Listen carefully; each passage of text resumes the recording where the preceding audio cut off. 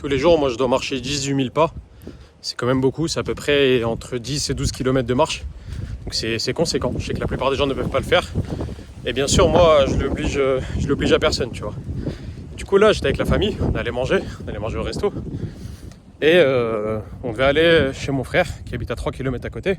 Moi, vu que j'ai pas encore marché aujourd'hui, je me suis dit, ça peut être une super occasion pour aller marcher, tu vois. Et là, je dis, tranquille, moi, je vous rejoins à pied, aller en voiture. Et c'est vrai qu'il pleut et tout, enfin là il pleut plus, mais il pleuvait. J'ai commencé à péter un câble, comment ça? Mais non, mais qu'est-ce que tu racontes avec cette histoire de marche, je sais pas quoi. Et ils n'arrivaient pas à comprendre, c'est normal. Déjà moi, j'ai jamais bien expliqué correctement pourquoi je fais ça. C'est vrai que ça c'est une erreur que j'ai faite. Mais également, les autres ne peuvent pas comprendre parfois tes objectifs. Je suis pas en train de te dire ça, c'est de la façon cliché en mode ouais, travail dur, les autres ne comprendront pas. Non, c'est pas ça. Mais parfois, il faut que tu fasses ce que tu dois faire, peu importe ce que les autres pensent. Les autres, ils peuvent se dire, mais qu'est-ce qu'il raconte? Il a pris une balle dans le crâne, il est fatigué. Désolé pour la voiture qui est passée, j'espère que ça va pas trop défoncer la voie. Ils peuvent se dire, il est pété dans le crâne ou quoi? Qu'est-ce qu'il fait? C'est un taré ou quoi? Mais même, justement, toi, si t'as un objectif, là bien sûr, c'est un exemple avec la marche. Si t'as un objectif, c'est de manger d'une certaine façon, ou de faire une certaine chose, ou de taffer d'une certaine façon, ou de lire un livre alors que, je sais pas moi, peut-être dans le moment social ne s'y prête pas, mais toi tu es là, tu te dis non, j'ai ce livre à lire là, je m'étais donné de telle heure à telle heure, je vais le lire, je m'en fous, tu vois.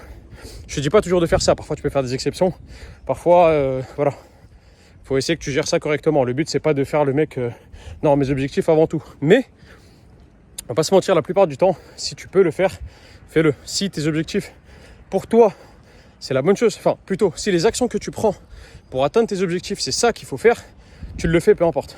Moi je sais que c'est non négociable pour moi. Tous les jours je dois marcher 18 000 pas. C'est une grosse voiture qui est passée.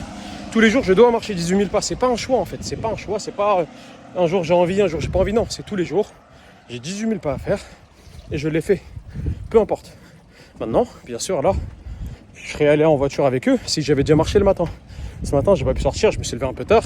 Par ma faute, hein. Je mets la faute sur personne. Je me suis levé un peu tard. Je suis pas allé marcher comme d'hab ma marche du matin qui fait déjà 4-5 km. Donc c'est-à-dire un tiers ou presque la moitié de ce qu'il me faut dans la journée. Et du coup là je devais marcher. Genre j'ai pas le choix. Et surtout oh le vent. Et surtout, si j'ai envie de finir mes 18 000 pas, ou plutôt si j'ai envie de passer du temps avec eux là dans l'après-midi, je suis obligé de marcher au moins un peu maintenant. Et après dans le soir je vais aller marcher aussi. J'ai pas le choix. Il n'y a pas le choix. Parce que moi, Archie, j'ai décidé que c'est ce que je dois faire.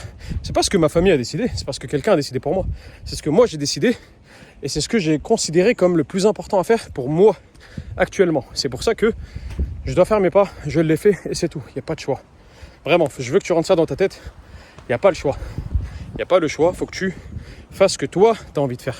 Bien sûr, ça ne s'applique pas à toi si tu as 12 ans, tu vis chez tes parents.